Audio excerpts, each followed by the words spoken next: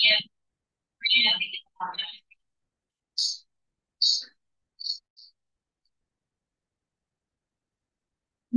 Bismillahirrahmanirrahim. Assalamualaikum warahmatullahi wabarakatuh. Waalaikumsalam warahmatullahi wabarakatuh.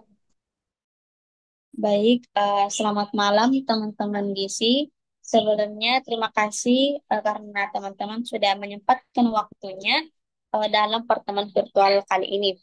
Saya minta maaf karena kita tidak bisa bertemu secara langsung eh, pada pertemuan ini. Jadi kita tahu kalau kita itu akan melakukan respon gizi yang terjadi pada Provinsi Sanubari bencana gempa di sana. Jadi pada pertemuan ini itu kita akan melakukan perencanaan gizi, eh, di mana eh, di sana itu terjadi bencana gempa dengan kekuatan 7,2 skali Richter.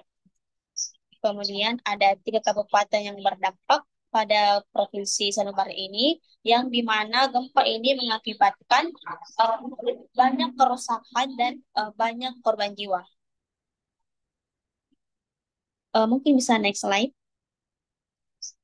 Baik, jadi ada beberapa perencanaan yang akan kita bahas pada pertemuan kali ini.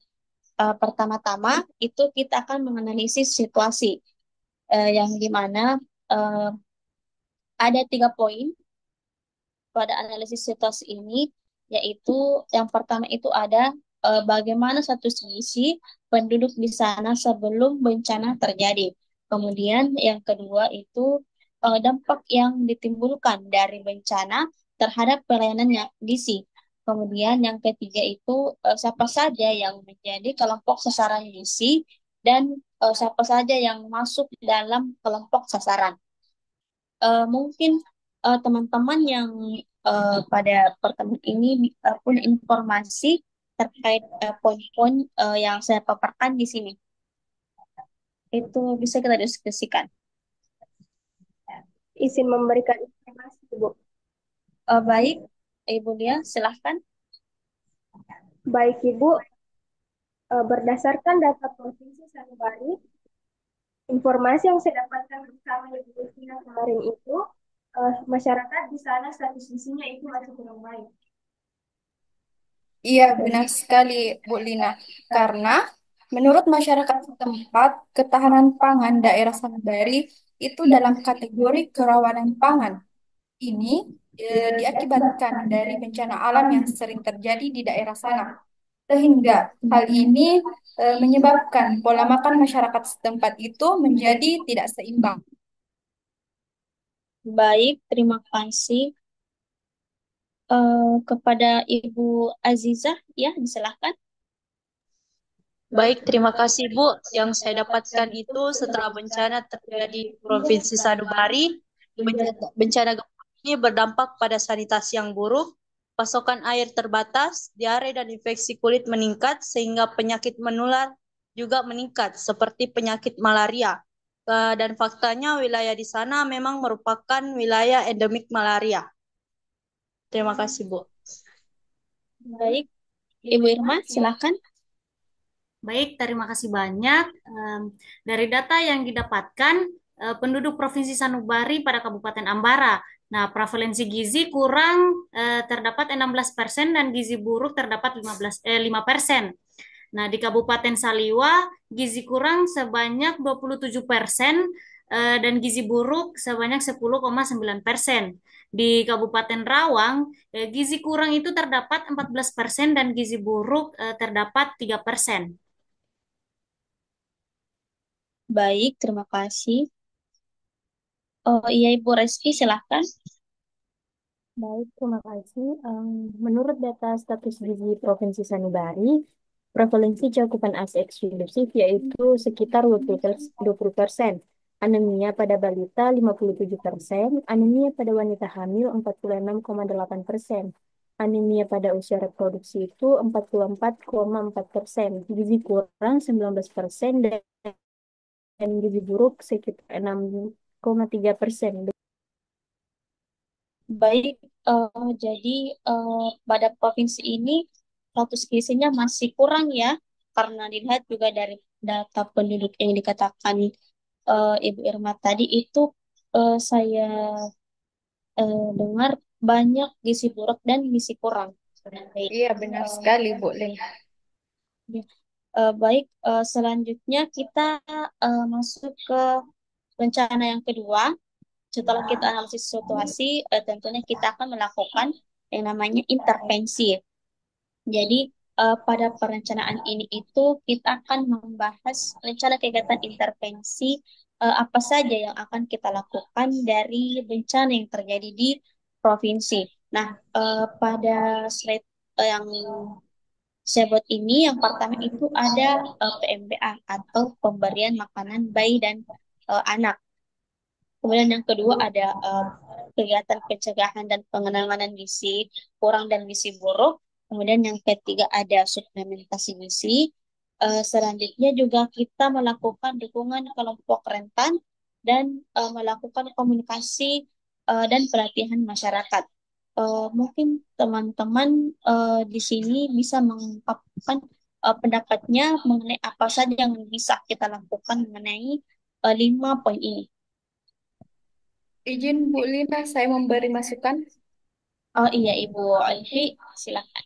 Ya, baik. Untuk pemberian PMBA mungkin kita bisa memberikannya dalam bentuk biskuit karena menurut saya biskuit ini praktis untuk dibawa ke lokasi bencana dan biskuit ini juga bisa tahan lama. Oh iya, ide yang bagus. Baik, Ibu Lia, silakan. Tambahan dari saya, Ibu, mungkin penanganan masalah gizi di sana, kita bisa memberikan makanan yang bergizi seimbang. Dan untuk memberikan edukasi, kita bisa melakukannya sebagai bentuk pencegahan. Iya, itu juga bagus. Baik, Ibu Jija. Baik Bu, izin menambahkan untuk dokumentasinya kita bisa memberikan tablet tambah darah dan Hmm, iya, jadi diberikan tablet tambah darah ya. Baik, eh, Ibu Irma, silakan menambah. Baik, terima kasih Bu. Saya menambah sedikit masukan. Kalau untuk kelompok rentan, kita bisa memberikan asuhan gizi sesuai jenis penyakit yang diderita. Iya, jadi kita memberikan PAGT ya. Ibu Reski, silakan. Terima kasih Ibu. Ya, untuk melibatkan masyarakat ini, kita bisa melakukan pelatihan dan pengkaderan masyarakat dalam upaya dalam penanganan dampak bencana. Begitu. Oh, baik. Terima kasih atas pendapatnya semua. Jadi eh, banyak sekali yang bisa kita lakukan ya di sana, mulai dari pemberian biskuit dan juga pemberian suplementasi itu ide sebenarnya ide-ide yang bagus. Eh, Baik, untuk rencana selanjutnya mungkin kita bisa masuk ke analisis kebutuhan sumber daya. Karena kita sudah melakukan kegiatan intervensi, apa saja yang kita akan lakukan, tentu saja kita pasti butuh yang namanya sumber daya untuk melakukan intervensi kita. Nah, eh, di sini ada beberapa poin. Jadi yang di sini tuh ada apa saja sumber daya yang dibutuhkan. Kemudian yang kedua itu apa saja sumber daya yang tersedia yang dapat kita bawa nantinya ke lokasi bencana. Kemudian yang ketiga itu apa saja sumber daya yang tidak tersedia yang di sana yang bisa kita bantu. Dan kemudian bagaimana caranya kita bisa menangani kesenjangan sumber daya yang ada di sana. Mungkin teman-teman bisa mengeluarkan pendapatnya dari 4 poin ini.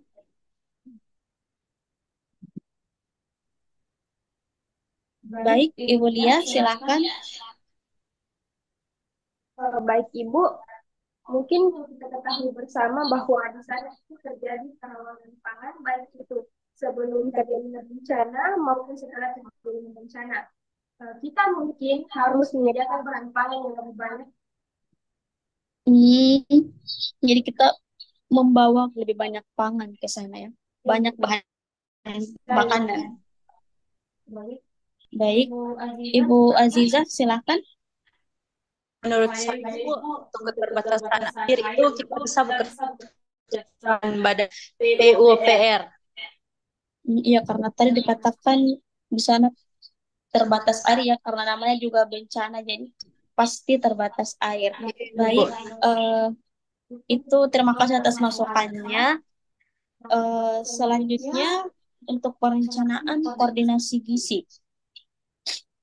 Hal ini pasti sangat penting dilakukan dalam respon gizi, jadi kita juga perlu melakukan perencanaannya. Nah, di sini itu ada 3 poin juga. Jadi di sini itu yang akan kita kaji siapa saja sektor yang akan dilibatkan dalam respon gizi nantinya. Kemudian yang kedua, di mana saja lokasi pertemuan yang akan kita lakukan dengan klaster lainnya. Kemudian seberapa sering kita akan melakukan koordinasi ini. Mungkin teman-teman bisa memberikan pendapat atau masukan dari 3 poin ini. Izin Bu Lina. Baik, Ibu Onfi, silakan. Baik, mungkin sesuai dengan masalah yang sedang terjadi di wilayah yang terdampak, ada beberapa sektor atau klaster yang akan terlibat, di antaranya yaitu klaster kesehatan, klaster pencarian dan penyelamatan, klaster logistik, klaster pendidikan, klaster sarana dan prasarana, dan klaster pengungsian serta perlindungan. Itu Bu, ada beberapa klaster yang nantinya akan kita ajak untuk berkoordinasi dalam melancarkan kegiatan yang akan kita ini. Oh iya, baik, terima kasih.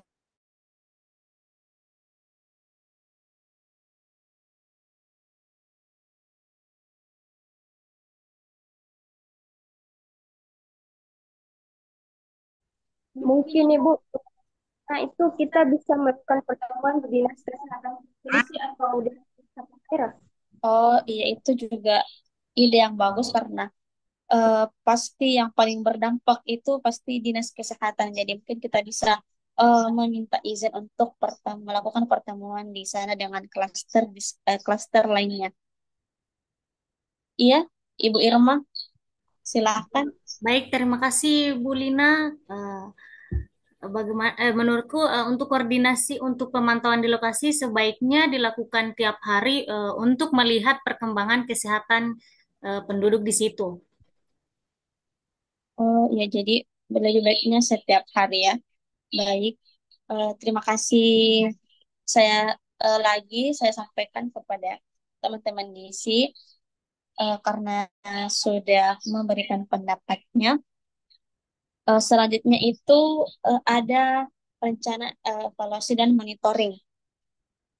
Jadi setelah semua rencana di atas ini kita sudah lakukan, mulai dari analisis, evaluasi, kemudian em, sumber daya yang kita butuhkan apa saja, kemudian sudah kita lakukan perencanaan koordinasi, itu tentunya kita alangkah lebih baiknya pasti akan melakukan evaluasi dan monitoring supaya kita bisa lebih tahu bagaimana perkembangan kegiatan yang kita lakukan.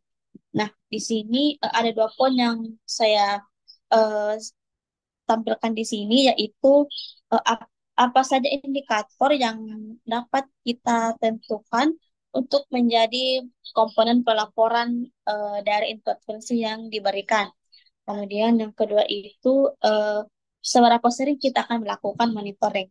Mungkin teman-teman bisa memberikan eh, pendapatnya seberapa banyak kita akan melakukan evaluasi dan monitoring karena hal ini kan juga kita yang akan melakukan. Jadi mungkin lebih baiknya itu kita mendiskusikannya juga. Baik, Ibu Jija, silakan. Baik Bu, isi menambahkan itu untuk indikatornya mungkin kita bisa melihat respon penduduk setelah diberikan intervensi, apakah dia cocok atau pun tidak Oh, jadi kita berikan berarti indikatornya itu apakah cocok atau tidak. Jadi setelah itu kita bisa lihat selain kelanjutan dari intervensi kita. Baik, terima kasih. Iya, Bu. Baik, Ibu Reski, silahkan. Baik, terima kasih, Bu. Menurut saya, alangkah lebih baiknya monitoring ini dilakukan 1 sampai 2 kali seminggu untuk melihat perubahan dan perkembangan kegiatan respon gizi. Baik, terima kasih Bu Reski. Jadi untuk monitnya itu bisa kita lakukan 1 sampai 2 kali seminggu ya. Oh baik. Eh, baik, jadi eh, mungkin hanya itu saja eh, pertemuan kita hari ini terkait dengan perencanaan gizi mengenai bencana alam yang terjadi di Provinsi Sanubari. Selanjutnya saya akan informasikan lebih lanjut lagi kapan kita akan melakukan pertemuan dengan klaster lain untuk membahas kajian gizi yang telah kita diskusikan tadi. Terima kasih teman-teman gizi karena sudah menyempatkan waktunya. Untuk info selanjutnya itu akan saya hubungi secepatnya. Baik, Bu Lina, ditunggu infonya. Baik, terima kasih. Saya tutup dengan ucapan wabillahi taufiq wal hidayah. Wassalamualaikum warahmatullahi wabarakatuh dan selamat malam. Waalaikumsalam Waalaikumsalam warahmatullahi warahmatullahi wabarakatuh. wabarakatuh. Bu. Makasih, Bu.